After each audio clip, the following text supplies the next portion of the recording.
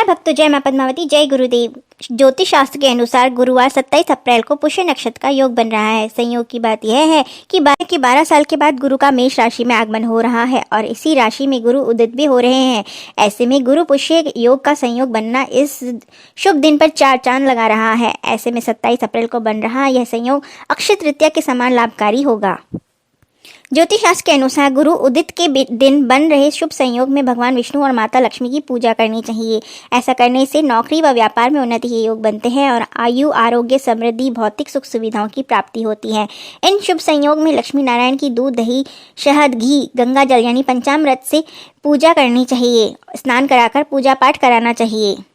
ज्योतिष शास्त्र के अनुसार 27 नक्षत्र बताए गए हैं, जिसमें से सभी नक्षत्र अपने अपने इष्ट के हैं, अपने अपने देवता हैं। जिसमें पुष्य नक्षत्र हर पुनर्वसु नक्षत्र के बाद आता है। जिस दिन यह नक्षत्र पड़ता है और यदि वह गुरुवार को पड़े तो गुरु पुष्य अमृत योग बनता है, रविवार को पड़े तो रवि पुष्य अमृत योग बनता है। इस बार 27 अप्रैल को यह सुंदर संयोग बन रहा है, जो कि प्रातःकाल 6:59 से शुरू होगा, यानी लगभग 7 बजे से प्रारंभ होकर पूरे दिन रहेगा।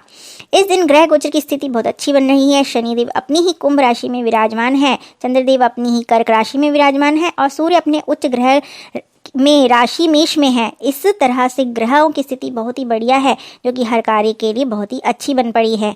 गुरु पुष्य योग में कोई भी अनुष्ठान, शुभ कार्य करने से शुभता बढ़ती है। इस दिन आप कोई भी नई शुरुआत कर सकते हैं, निवेश कर सकते हैं, नए प्रोजेक्ट भी शुरू कर सकते हैं। नया ऑफिस, वाहन खरीदना शुभ माना जाता है। सोना चांदी खरीदना चाहिए, इससे सौभाग्य, धन, समृद्धि की वृद्धि होती है। इस दिन रत्न खरीदने की सलाह दी जाती है। इस दिन श्री यंत्र, गुरु यंत्र या लक्ष्मी पूजा करवाने से खरीद कर लक्ष्मी पूजा कराने से अत्यंत शुभ बनता है। इस दिन किए गए पूजा पाठ का भी बहुत अधिक लाभ मिलता है। इस दिन यदि कोई भी यंत्र और रत्नों को हम खरीद कर उनके पूजा अनुष्ठान करते हैं तो उनकी चरम शुभता प्राप्त होती है। इस दिन आकस्मिक धन प्राप्ति के लिए कनक धारा स्तोत्र का पाठ करना चाहिए। इस दिन आप गुरु से गुरु मंत्र की दीक्षा भी ले सकते हैं। यदि आपको किसी बंधन का अनुभव होता हो या कार्य शीघ्र नहीं होता हो तो हनुमान चालीसा का 11 बार पाठ करें या फिर राम रक्षा स्तोत्र का पाठ करें। सुबह उठते ही सूर्य देव को जल अर्पित कर आदित्य हृदय स्तोत्र का पाठ करना लाभदायक रहेगा। शत्रु से यदि बहुत पीड़ित हैं या सरकारी काम नहीं बन पा रहे तो बगलामुखी प्रत्यंगिरा का पाठ करना चाहिए या फिर बगलामुखी मंत्र का 108 बार जाप करना चाहिए।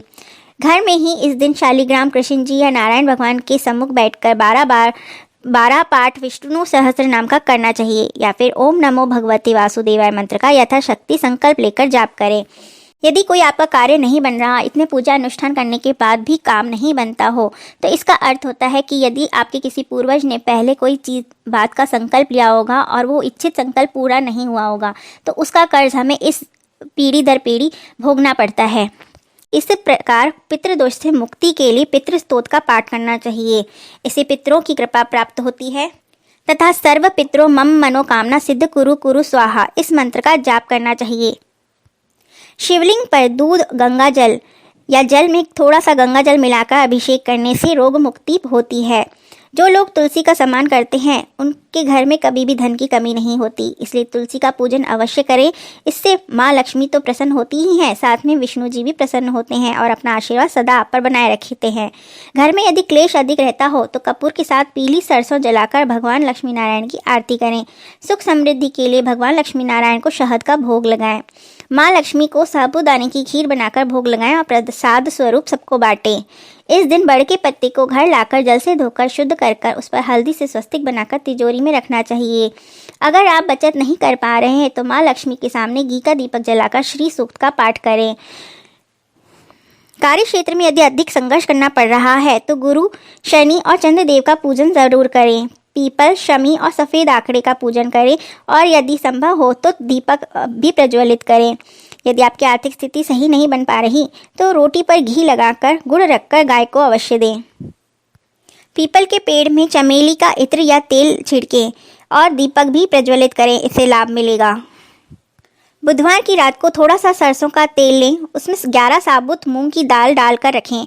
फिर इस तेल को हल्दी से मिलाकर तिलक करें, इससे बुद्धि कुशाग्र होती है। क्योंकि पीपल वृक्ष में सभी देवी देवताओं लक्ष्मी जी, विष्णु जी, शिव जी, पितरों का सबका वास माना जाता है। इसलिए पीपल की सेवा का संकल्प उठा लें, ये सारी समस्याएं धीरे धीरे समाप्त होने लगेंगी। एक कटोरी में गंगा जल भर लें, उसमें 1 रुपये का सिक्का डालकर अपने पानी रखने वाले स्थान पर रख दें। अगली सुबह यानी कल गुरु पुष्य नक्षत्र में इसे अपने नेत्रों से लगाकर किसी हरे पेड़ को समर्पित कर दें। पितरों का आशीर्वाद प्राप्त होगा।